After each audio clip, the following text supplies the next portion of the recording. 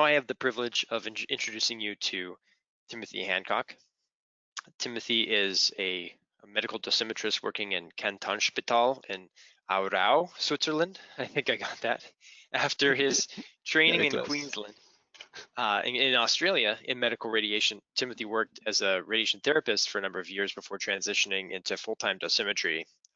And his experience as a therapist adds the breadth and depth to his skill as a dosimetrist, which is evidenced by his top 10 finish in the 2019 Prono World Championships. So today, Timothy will share his clinical experience with ClearCheck. On that note, I'll hand it off to you, Timothy. Thanks, Tyler. And I'm going to go into a bit more detail on the ClearCheck that we've implemented in Aarau that Kurt touched on. So what we were looking for when we got this software was to improve our planning efficiency with a minimal time investment, since we're a busy department. We didn't want to be upsetting our regular protocols and routine. So we worked to reduce errors through standardizing, systematizing, and automating these appropriate tasks. So anything with a high risk of human error is a target. And obviously efficiencies in replanning when errors are detected down the line. We want to reduce that. So the first tool that we implemented was the collision check. And then we've moved on to the constraint templates and report generation. So the ClearCheck collision check was immediately useful. Here is the standard way of checking for a collision, where you just measure from the isocenter 35 centimeters out for a variant true beam. And this works well enough, but it's a human task and prone to some errors. So with the HU detection and physical Linac geometry, we can see the model here as Kurt showed. And this is the plan that I just showed in Eclipse. So if that isocenter was offset 2 centimeters to the right, then we get a warning here for the support structure, 2 centimeter warning. This is customizable. And 2 centimeters will generally allow the gantry to rotate, but slow down. And if the isocenter is not set up perfectly, we could have a collision. It's also indicated here in orange. So if we offset 2 more centimeters from the original plan, then there's a clear collision detected. We can see the couch sticking out from the head of the gantry here. So that plan would not be deliverable. Now these values can be customized, but as we have only true beams in our department, we stick with the default. So here's the settings for the photon for the head of the gantry for the true beam. But where we got some real value was from the electron collision detection.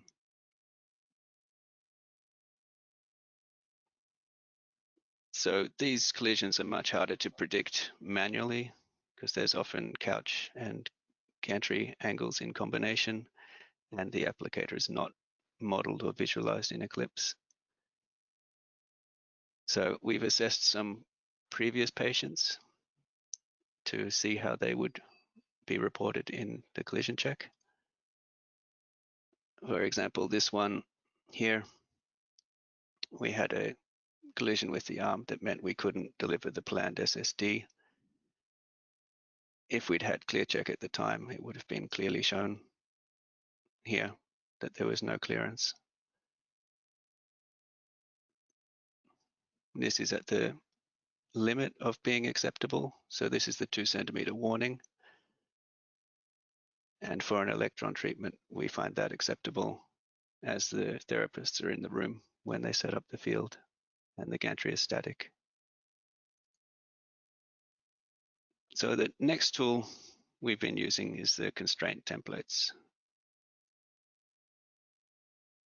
So this is a portion of the TG263 naming recommendations, and we've implemented this a couple of years ago. So we're using the English language names, even though we're in a German-speaking part of Switzerland, and this means we can use the pre-filled templates directly from ClearCheck. So one of the protocols we follow is for radiosurgery, the NRG BR002. So it has standard OAR limits, which we can read easily off a DVH, like PTV coverage, Dmax, etc. But there's also limits such as a conformity index, which is dependent on the volume of the PTV. So it comes as a table in the protocol. And that table is actually replicated inside ClearCheck. So it will select the correct limit depending on the volume of the PTV. And again, Dmax to normal body tissue. You could normally read it directly off a DVH, but for BR002, it's dependent on the PTV volume.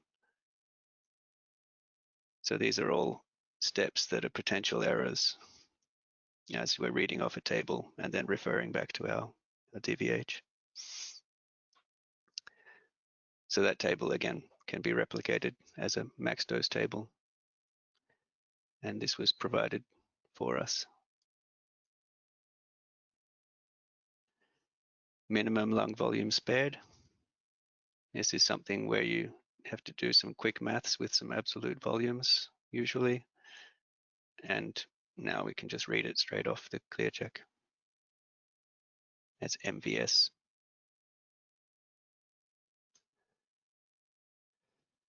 So once we were comfortable with that and the syntax of how these constraints were written, we started making our own. One of the first templates we created was for a certification to enroll in the DEGRO DGMP pancreas radiosurgery study.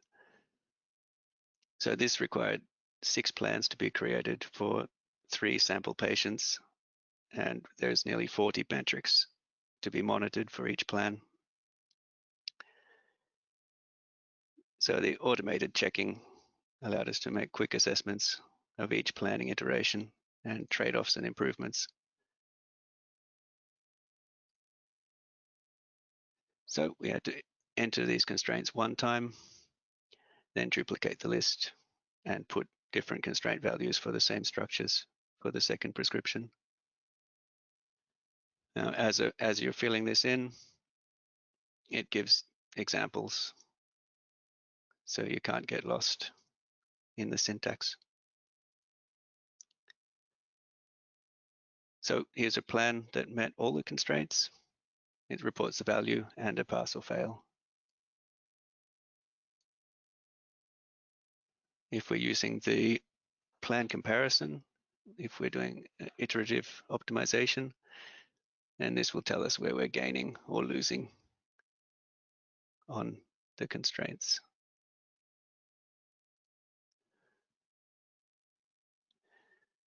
So the final tool that we've used was also for that pancreas study. And this made the data entry a lot more efficient. So there were 42 values to be manually entered into an online form.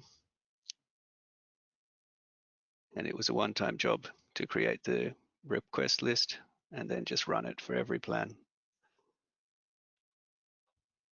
Here the syntax is similar, but there's no value, just the unit of what you want to report. So cubic centimeters of body receiving 90% of prescription dose is simply V 90% at CC. It's then available in our template list for all future plans that we have to report. And here is the output, not even the entire output. So each of these values we would have otherwise had to check individually for all 6 plans. And that's a very time-consuming process and definitely prone to error. So those are the 3 things that we've implemented with very little time investment from our side and without disrupting our existing workflows.